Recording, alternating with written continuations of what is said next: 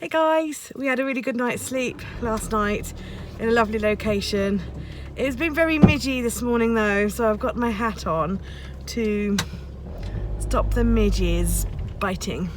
So we're just leaving this little lay-by and we're going up the road to park because we have gone and got ourselves some tickets to go and see the reindeer up on the mountains, which is really exciting. Now John said we needed to get there really early. They have 2 tours a day, 11 and 2:30, but apparently they only release the tickets at like 10 o'clock and sometimes they get sold out, so yeah, sometimes they get sold out and stuff, so we thought, oh, we'll get there at like 5:02, 10:02, and we got there and there was a really big queue. We were like, oh man, but luckily we managed to get a ticket, which is good. So we're now just heading up to the car park where you go on your little reindeer experience. I like her lichen.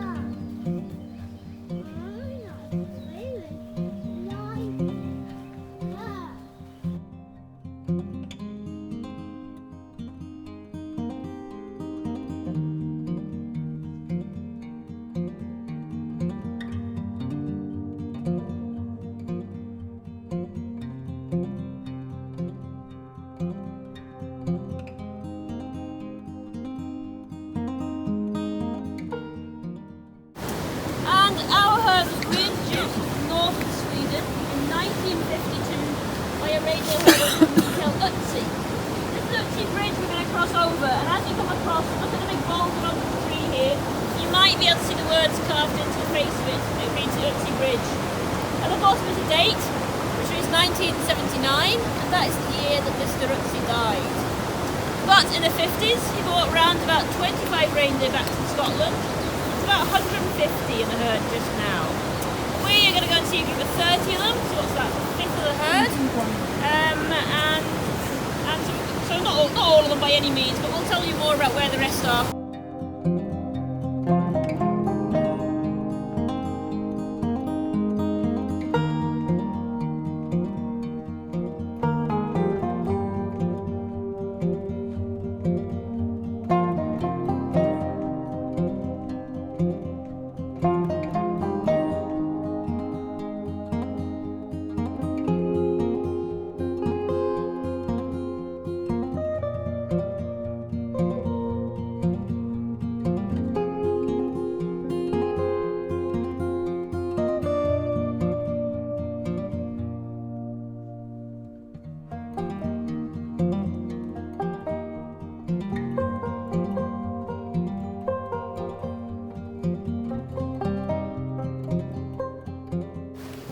But yeah, you'll see our enclosure. So it's a big old enclosure, this one.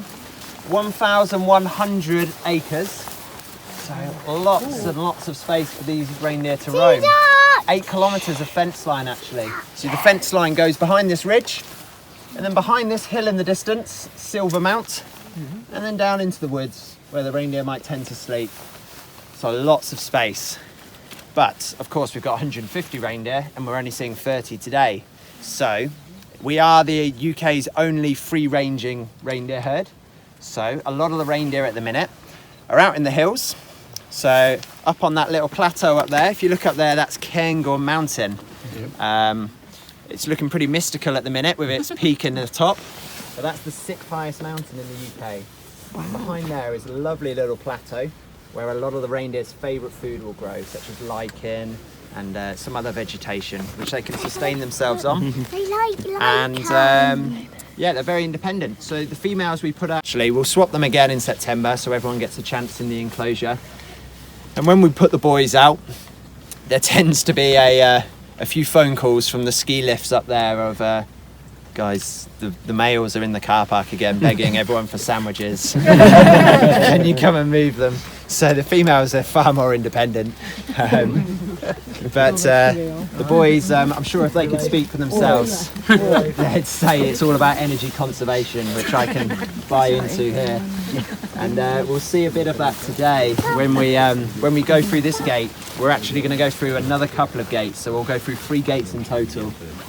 And you might find that the reindeer actually start coming up onto the boardwalk and pretending they're amongst us, really. So that's all about the energy conservation. So if you do have a reindeer in front of you, don't worry, they don't kick backwards, so you're fine. It's not like a horse or anything.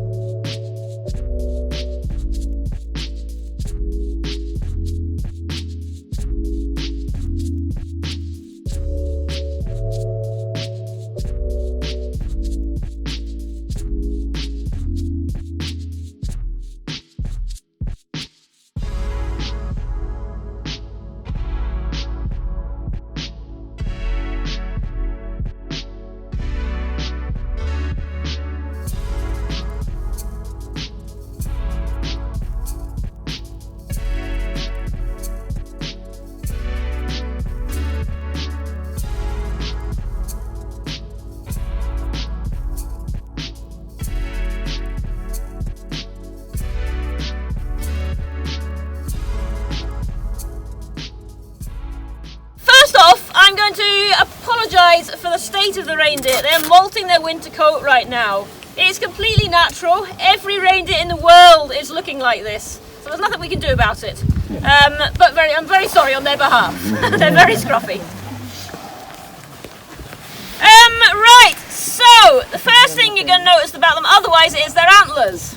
Reindeer are the same as all species of deer. They grow their antlers every single year, and they fall off and they grow a brand new set the next year.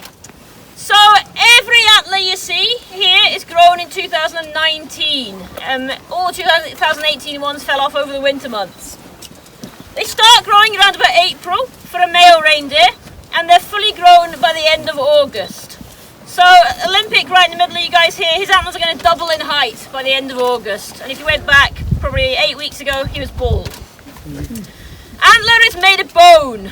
Bone needs a blood supply to feed it in order for it to grow.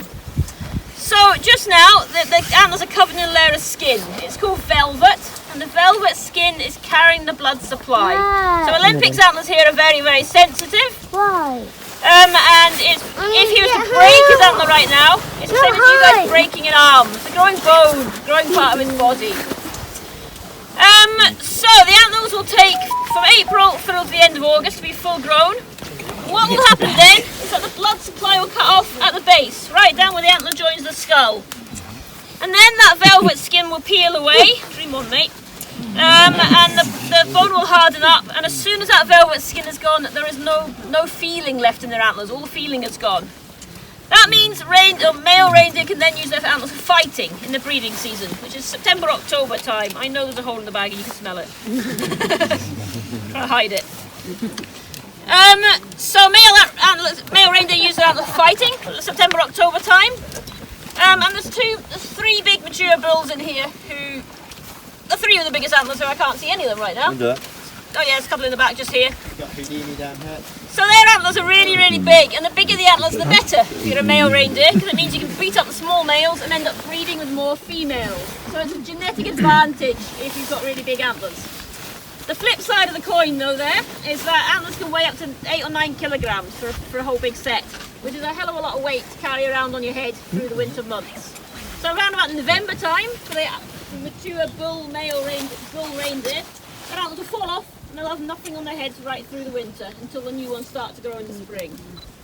Female reindeer are a bit different. They will hold their antlers right through the winter months, and that means they've got their antlers in the winter when the boys have lost theirs, so they've got a physical advantage over the males, and they can make sure they can get enough to eat because they're pregnant in the winter months. And their antlers don't weigh anything like as much or aren't as big, so it's not a waste of energy for them to carry their antlers right through the winter months. So the females lose their antlers around about April, and the new ones start growing straight away. Males before Christmas in general. Going back to the coat, the very, very scruffy coat. If I borrow a bit of you. Right, they got plenty, don't worry. Yeah. Reindeer have got around about 2,000 hairs per square inch of the skin. Every single one of these hairs is hollow, so they trap the warm air around their body and they keep them really, really warm. These guys can survive down to minus 70 degrees Celsius with this coat. But obviously you want to molt that in the summer to get to a much shorter summer coat. So you'll see that they do start to molt around their eyes first, and they've all got the big panda eyes looking on, going.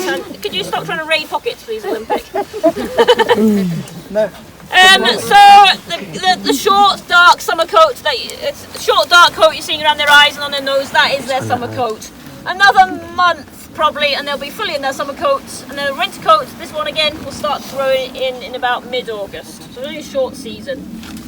If you look at the nearest nose as well, they're hairy right across their muzzle, they're hairy up at their nostrils, hairy lips, hairy eyelids. There is no bare skin exposed on their body. So that's coats for you. The other thing that is an adaptation for the cold weather, big stretch, is a clicking sound. You guys notice it when you're walking out? Yeah, any nods? Yeah, a few nods, excellent. You'll if you've not noticed it yet, just listen out when a big reindeer walks past you and you'll hear a click. And it's in their hind hooves. As they step forward, there is a tendon, and the tendon slips across the joint, and the friction of the tendon slipping over the bone makes that click. So it's a communication method that reindeer have. It means that they can hear each other the whole time. It's not self-service, buddy. You can turn this around a bit. Down the hole. Bad boy. So by making this click the whole time, it means that they can always hear the other members of the herd, and it means even in a blizzard when they can barely see each other, they can hear that click, click, click, click the whole time and make sure they're not getting separated. They're a herd animal, as you can tell. They stick together as a herd. Most herd animals communicate in some way, but most do so vocally, call or they grunt. Reindeer don't want to do that because that would mean losing heat from their mouth. They don't want to do that in the winter months. Every reindeer here has got a name, and we name them on a theme each year, and it makes life a bit easier for us because it means I can look at Aztec just here, and I know straight away that he was born in 2016 because he's got the name of an ancient civilization. We've got Pict, Celt, Maya, Inca, Nazca, all sorts of names like that. Based on their name, we know their age. Spider at the back, born in 2010, he's a bugger beastie. So we've got caterpillar, moth, all sorts of names like that. Makes life a wee bit easier for us. Right, so what we're going to do is we're going to put their green bags of feed out on the ground. You are such a pest. In a big long line. In the teenage stage, you're a pest. Aren't you? Yes, you. So we're going to put our green bags of feed out in the great big long line. And then Nell's got some white bags that we'll use for doing some hand feeding. When you hand feed a reindeer, like Ben's mentioned, I can't remember if Ben mentioned the game or not at all actually, that they have no top teeth, so they can't bite you. So when you do have a go at hand feeding, you need both hands together, and you need to make a little cup like that. If you keep your hands flat, the food just falls off. They cannot bite you. So roll your fingers up into a cup, and it will last a lot longer that way. Stretch your arms out though, keep your elbows straight, stretch your arms out so you don't get antler up your nose. And if you haven't got any food, just show them your hands are empty like this. They'll just sniff your hands and move on to somebody that does. It is all cupboard love. I'm not going to lie, it's all cupboard love. Any food that is on the ground, that is their lunch. So please don't pick up anything off the ground. Leave that for the reindeer to get in their own time. There's plenty in the bags for everyone to have a couple of goes each at least. And you may have gathered as well that Ben and I can probably talk to you about reindeer all day long. So please come and ask us lots of questions, and we'll be delighted to chat to you. Once the feed is on the ground and we're doing some hand feeding, then you are completely free to wander off amongst them and just potter around at your own will. Just make sure that with the wee one there that you've got hold of your.